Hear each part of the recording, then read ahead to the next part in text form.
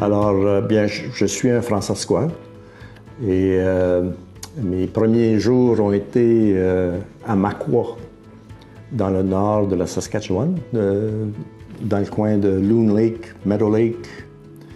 Alors, mon père avait pris un homestead en 1929-30 et puis avait défriché la terre. Alors, je suis né dans le lobby de l'hôpital de Loon Lake. Ma mère, évidemment, on restait en campagne. Et puis, quand est venu le temps, bien là, mon père est couru chez le voisin, emprunter un auto pour se rendre à Loon Lake, qui était à, je dirais, 20 en kilomètres, ça serait 35 kilomètres. C'était un Dodge. Alors, pour longtemps, on m'appelait le Dodger. Mon père est déménagé à Gravelbourg, j'avais 10 ans. Et je suis à Gravelbourg depuis ce temps-là. Alors, j'ai fait mes études au jardin d'enfance, d'abord comme pensionnaire, parce que même si j'étais à Makwa, je suis venu comme pensionnaire au jardin d'enfance pour ma deuxième année. Puis c'était pour que j'obtienne une éducation en français et catholique.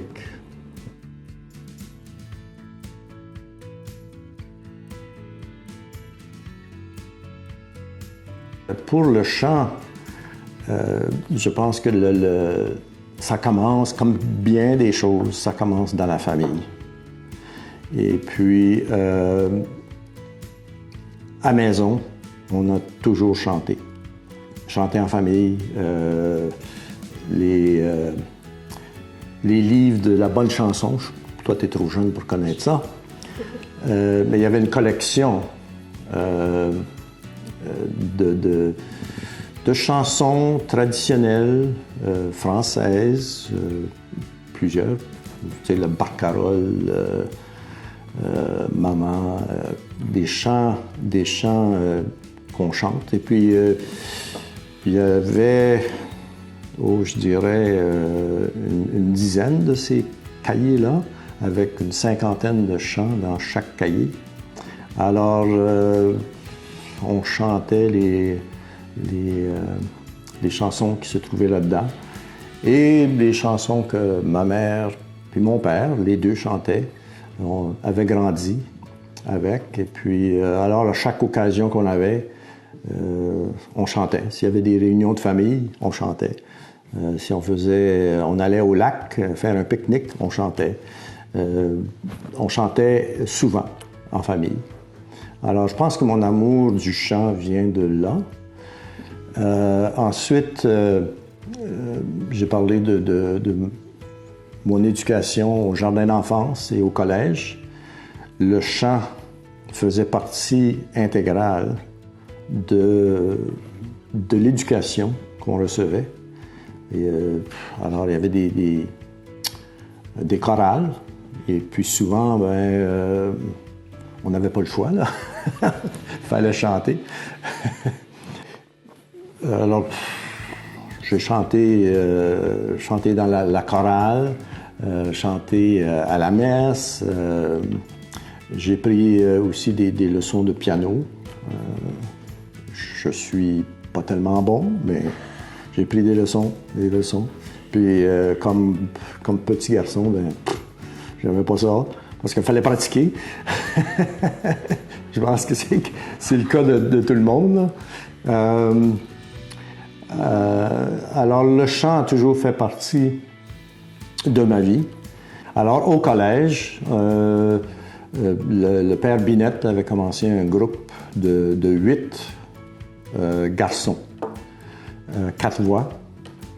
Alors, il y avait deux voix par partition. Alors, c'était un octet. Et puis, on cherchait un nom. Alors, 8, hey. Puis le Père Pinette, il dit, ben, il faut se trouver un nom, là. Autrement, ils vont nous appeler l'Octopus. Et puis le nom est resté. Le noyau du groupe demeure encore à Gravelbourg. Alors, on a fait du recrutement, on a trouvé des nouvelles voies à mesure que les gens déménagent ou changent d'intérêt. Le chant, ça fait partie de ma vie. Puis, comme à la retraite maintenant, eh bien, à Gravelbourg, il faut toujours trouver des personnes ressources pour animer le chant. Alors, là aussi, depuis plusieurs années, je dirige la chorale de la paroisse, qui, comme à la messe de minuit, on rassemble une vingtaine, trentaine de personnes qui chantent, et puis on fait la messe de minuit. Et puis, le centenaire de la cathédrale, bien là, encore, là, on sort la chorale, puis on fait quelque chose de spécial. Alors, je dirige la chorale, et puis les dimanches, j'anime le chant avec d'autres personnes aussi, d'autres personnes ressources qui le font, je ne le fais pas tout seul, qui animent le chant à la messe. Alors, j'ai l'occasion de chanter encore assez souvent. D'une part, ça devient instantanément. Je travaille dans le jardin puis je chante. Alors, est-ce que ça me réconforte? Je ne sais pas là. Ça c'est peut-être une extrême. L'autre extrême, c'est de rendre service. Je veux dire, si j'anime le chant à la messe, bien, c'est un service que je peux donner à la paroisse. C'est gratifiant lorsque une famille te demande de chanter aux funérailles de leur père ou leur mère ou leur aimé. Alors, c'est un service que je peux rendre, c'est un don que je fais à ces personnes-là, à cette famille. Puis il y a tout l'aspect social aussi. Quand on se rencontre l'Octopus avec leur conjoint, puis on part à chanter spontanément, mais c'est ludique, si on se retrouve autour du feu de camp, et puis en famille, puis on chante, c'est le fun, je veux dire.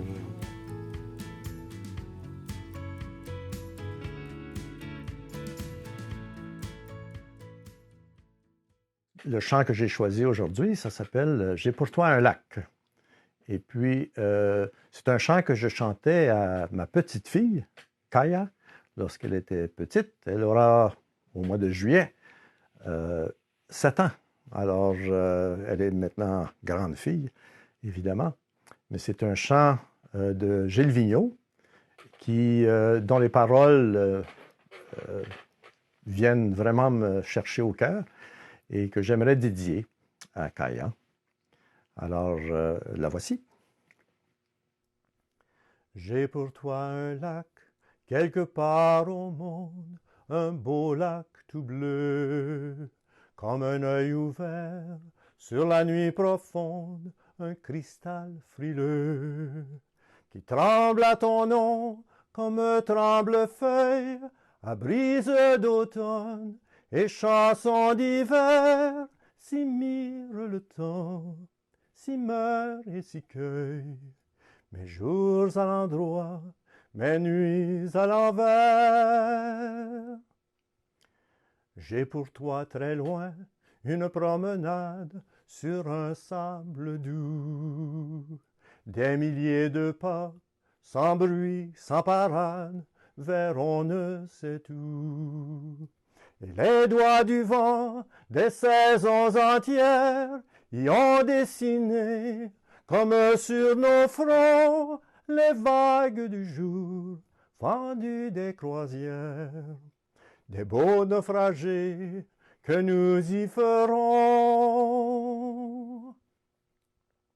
J'ai pour toi défait, mais refait sans cesse les 1000 châteaux d'un nuage aimé qui pour ma princesse se ferait bateau, se ferait pommier, se ferait couronne, se ferait panier plein de fruits vermeils, et moi je serai celui qui te donne la terre et la lune avec le soleil.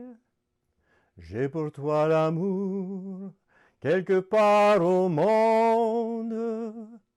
Ne le laisse pas se perdre à la ronde. Bonne nuit, Kaya.